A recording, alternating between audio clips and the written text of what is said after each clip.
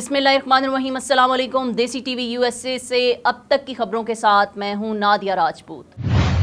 Peoples party और नून league में मुज़ाकरात के दौरान पाकिस्तान पीपल्स पार्टी की जानिब से जारिहाना रवैया दिखाने पर नून लीग लचक दिखाने पर तैयार हो गई है। ज़राए के मुताबिक मुस्लिम लीग नून ने सैलाब मुतासरीन के घरों की बहाली और तबाह इंफ्रास्ट्रक्चर के लिए फ़ंड की हामी भर ली है।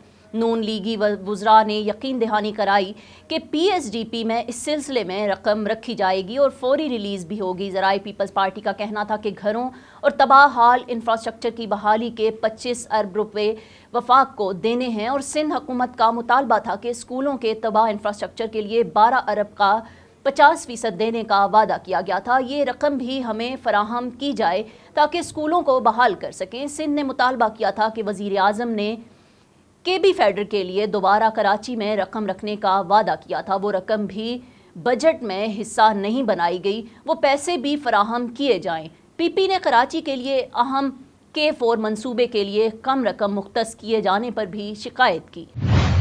सदर मुमलिकत डॉक्टर आरिफ अलवी ने कहा कि पनाह गुज़ीनों का आलमी दिन लाखों अफ़गान मुहाजिरीन की मेज़बानी में पाकिस्तान के गुज़श्ता 40 साला नुमायाँ किरदार की याद दिलाता है। महदूद वसाइल के बावजूद कसीर तादाद में बेघर अफराद को पनाह देना हमारे भाईचारे और हमदर्दी का मुँह बोलता सबूत है। पनाह गुज़ीनों के आलमी दिन के मौका पर अपने पैगाम में सदर मुमलिकत का कहना था कि पाकिस्तान दुनिया में पनाह गज़ीनों की एक बड़ी आबादी का मेज़बान है। पाकिस्तान ने चैलेंजेस और कम वसाइल के बावजूद खुले दिल से पनाह गज़ीनों की मदद की। उन्होंने कहा कि अफ़गान मुहाजिरीन की मेज़बानी का बोझ बांटने के लिए इब्तदाई तौर पर पाकिस्तान को आलमी बरादरी की जानिब से माली मदद मिली। वक्त के साथ इमदाद कम होने के बावजूद मुहाजिरीन की फलाह बहबूद और रज़ाकाराना वापसी का पाकिस्तान का अज़म गैर मुतज़लज़ल है। सदर मुमलिकत का कहना था कि 40 साल गुजरने के बावजूद मुहाजिरीन और मकामी अफराद के माबैन कोई नाखुशगवार वाक़या नहीं हुआ। पाकिस्तान ने अपनी जानिब से पनाह गुज़ीनों को हर मुमकिन मदद फराहम की। डॉक्टर आरिफ अलवी ने कहा कि पाकिस्तान ने पनाह गुज़ीनों के लिए बावकार ज़िंदगी की तामीर नौ के लिए इक़दामात किए और वो अक़वाम मुत्तहिदा के हाई कमिश्नर बराए मुहाजिरीन समेत फलाही इदारों के साथ काम करता रहा है।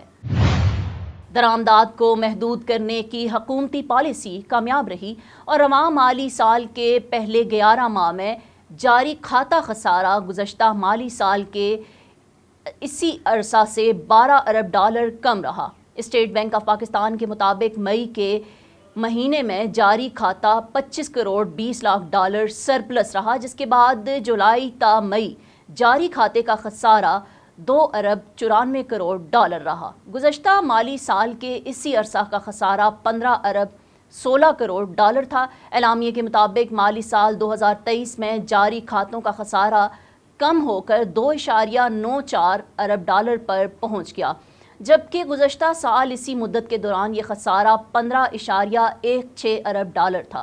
गुज़श्ता माह मई में करंट अकाउंट खसारा 255 मिलियन डॉलर सरप्लस रिकॉर्ड किया गया था। अप्रैल 2023 में करंट अकाउंट खसारा 78 मिलियन डॉलर सरप्लस था और स्टेट बैंक अदाद शुमार के मुताबिक रवां माली साल के पहले 11 माह तिजारती खसारा 23 अरब डॉलर से ज़ायद रिकॉर्ड किया गया था। गुज़श्ता माली साल इसी मुद्दत में तिजारती खसारा 40 अरब डॉलर था। रवां माली साल जुलाई ता मई पाकिस्तान की मजमूई बरामदात 32 अरब डॉलर पर मौजूद हैं।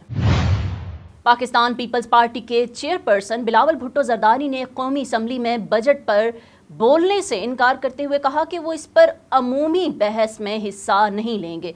उन्होंने इससे कबल नून लीग के साथ बजट तजावीज़ के लिए होने वाले दोहरे इजलास में भी शिरकत नहीं की थी। आसिफ अली जरदारी ने कौमी असम्बली के बजट सेशन में शिरकत ही नहीं की। कौमी असम्बली में इंतखाबी एक्ट में तरामीम इसी हफ्ते मंजूरी के लिए ऐवान सदर में भेजी जाएंगी। सदर डॉक्टर आरिफ अलवी की गैर हाज़िरी की सूरत में अबूरी सदर चेयरमैन सेनेट सादिक संजानी इसकी मंजूरी देंगे। बजट की मंजूरी हफ्ते को दी जाएगी क्योंकि चंद एक कानून साज हज अदा करने का इरादा रखते हैं और वो फ़ौरन हज अदायगी के लिए रवाना हो जाएंगे।